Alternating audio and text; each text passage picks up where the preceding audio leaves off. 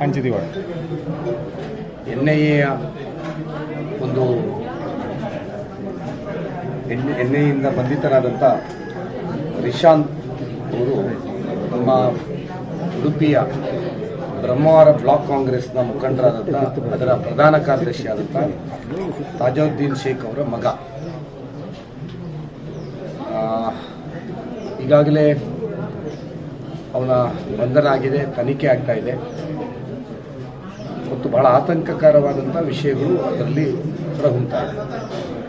ನಾವು NIAಯನ್ನು ಸರ್ಕಾರವನ್ನು ಆಗ್ರಹಿಸುವಂಥ ಇದನ್ನು ತನಿಖೆಯನ್ನು ಇನ್ನೂ ತೀವ್ರಗೊಳಿಸಿ ಈ ಭಾಗದಲ್ಲಿ, ಕರಾವಳಿ ಭಾಗದಲ್ಲಿ ಇನ್ನಷ್ಟು ಇಂಥ ವ್ಯಕ್ತಿಗಳು ಅಲ್ಲಲ್ಲಿ ನಿಗೂಢ ರೀತಿಯಲ್ಲಿ ಕಾರ್ಯಾಚರಣೆ ಮಾಡುವಂಥ ಸಂಶಯಗಳು ಇವತ್ತು ಇದೆ. ಇದನ್ನು ನಾವು ಹಲವಾರು ವರ್ಷಗಳಿಂದ ಹೇಳಿದ್ದೇವೆ.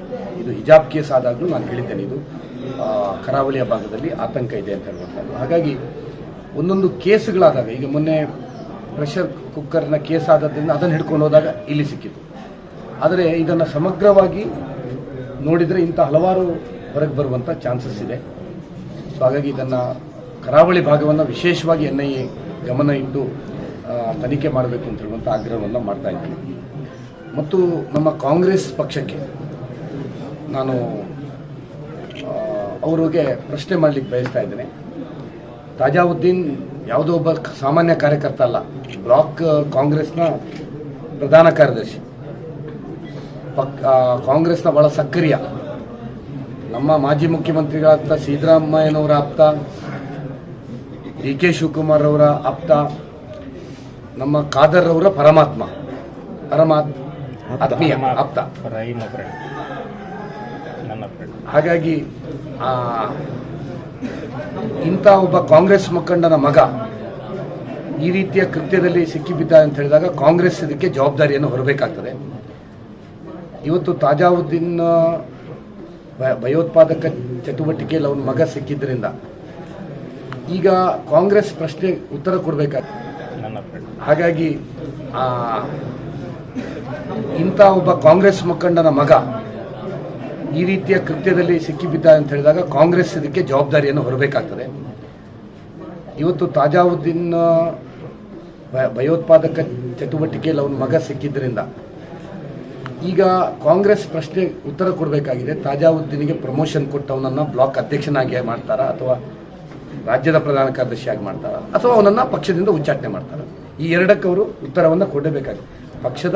ನಮ್ಮ ಪಕ್ಷಕ್ಕೆ ಸಂಬಂಧ ಇಲ್ಲ ಅಂತ ಹೇಳಿ ನಾನು ನಿಮಗೆ ದಾಖಲೆಯನ್ನು ಈಗಾಗಲೇ ಮೀಡಿಯಾಕ್ಕೆ ಕೊಟ್ಟಿದ್ದೇನೆ. ಅವನು ಯಾರ್ಯಾರೊಟ್ಟಿಗಿರುವಂಥದ್ದು ಮತ್ತು ಅವನು ಪ್ರಧಾನ ಕಾರ್ಯದರ್ಶಿ ಆಗಿರುವಂಥದ್ದು ಇದೆಲ್ಲವನ್ನು ನಾವು ಕೊಟ್ಟಿದ್ದೇವೆ, ಮತ್ತು ಬ್ಲಾಕ್ ಕಾಂಗ್ರೆಸ್ನ ಪ್ರಧಾನ ಕಾರ್ಯದರ್ಶಿ. ಹಾಗಾಗಿ ಕಾಂಗ್ರೆಸ್ ಇದಕ್ಕೆ ಜವಾಬ್ದಾರಿಯನ್ನು ಹೊರಬೇಕಾಗ್ತದೆ ಮತ್ತು ಅವ್ರ ಕುಟುಂಬದ ಬಗ್ಗೆ ತನಿಖೆಯನ್ನು ಮಾಡಬೇಕಾಗ್ತದೆ.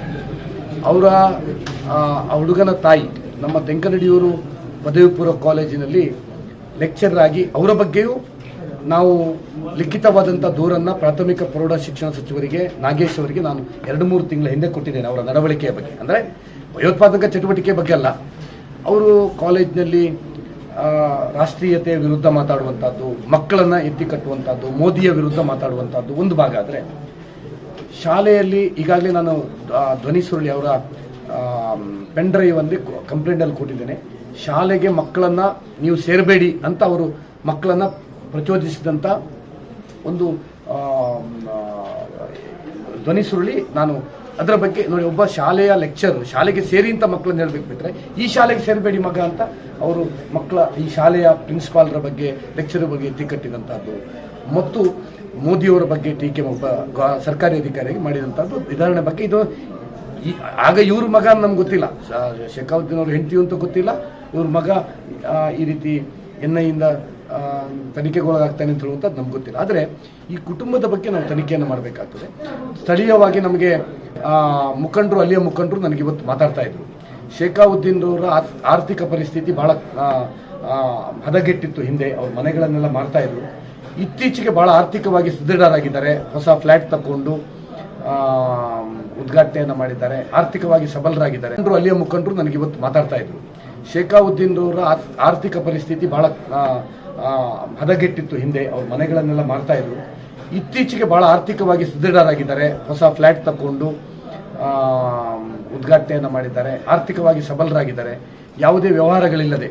ಸೊ ಇದು ಅಲ್ಲಿಯವರೆಗೆ ಸಂಶಯ ಎಲ್ಲಿಂದ ಇಷ್ಟು ದುಡ್ಡು ಬಂತು ಅಂತ ಅವ್ರು ಯೋಚನೆ ಮಾಡ್ತಾ ಇದ್ರು. ಆದರೆ ಈಗ ಅದಕ್ಕೆ ಉತ್ತರ ಸಿಕ್ಕಿದೆ. ಈ ಕುಕ್ಕರ್ ಬಾಂಬ್ನವರೊಟ್ಟಿಗೆ ಆರ್ಥಿಕ ವ್ಯವಹಾರಗಳನ್ನು ಇದೇ ಹುಡುಗ ಮಾಡ್ತಾ ಇದ್ದ, ಈ ಕುಟುಂಬಕ್ಕೂ ಅದಕ್ಕೂ ಸಂಬಂಧ ಇದೆ ಅಂತ ಅನ್ನುವಂಥದ್ದು NIA ತನಿಖೆಯಲ್ಲಿ ಬಂದಿದೆ. ಸೊ ಹಾಗಾಗಿ ಕಾಂಗ್ರೆಸ್ ಅವರ ನೇರ ಒಬ್ಬ ಪ್ರಧಾನ ಕಾರ್ಯದರ್ಶಿಯ ಬಗ್ಗೆ ಏನು ಕ್ರಮ ಮಾಡ್ತದೆ ಅಂತ ಹೇಳುವಂಥದ್ದು ಸಿದ್ದರಾಮಯ್ಯನವರು, DK ಶಿವಕುಮಾರ್ ಮತ್ತು ಖಾದರ್ ಅವರು ಇದಕ್ಕೆ ಉತ್ತರವನ್ನು ಕೊಡಬೇಕು. ಮತ್ತು ಇಲ್ಲಿಯ ಜಿಲ್ಲೆಯ ಕಾಂಗ್ರೆಸ್ ಅವರನ್ನು ಏನು ಪ್ರಮೋಷನ್ ಕೊಡ್ತದ ಅಥವಾ ಅವರನ್ನು ವಜಾ ಮಾಡ್ತದ ಅಂತ ಹೇಳುವಂಥ ಉತ್ತರವನ್ನು ಕೊಡಬೇಕು ಅಂತ ನಾನು ಬಯಸ್ತಾ ಇದ್ದೇನೆ. ಆದರೆ ಇದು ಬಹಳ ಕರಾವಳಿಗೆ ಆತಂಕದ ವಿಷಯ. ಕರಾವಳಿಯಲ್ಲಿ ಇನ್ನೆಷ್ಟು ಇಂಥ ಭಯೋತ್ಪಾದನೆಯನ್ನು ಪ್ರೋತ್ಸಾಹಿಸುವಂಥವರು ಅಲ್ಲಲ್ಲಿ ಇದ್ದಾರಾ ನಿಗೂಢ ರೀತಿಯಲ್ಲಿ, ಅದು ಬಹಳ ಭಯದ ಇದೆ. ಹಾಗಾಗಿ NIA ಇದರ ಬಗ್ಗೆ ತೀವ್ರವಾದಂಥ ತನಿಖೆಯನ್ನು ಮಾಡಬೇಕು ಅಂತ ಹೇಳುವಂಥ ಆಗ್ರಹವನ್ನು ಮಾಡ್ತೀನಿ.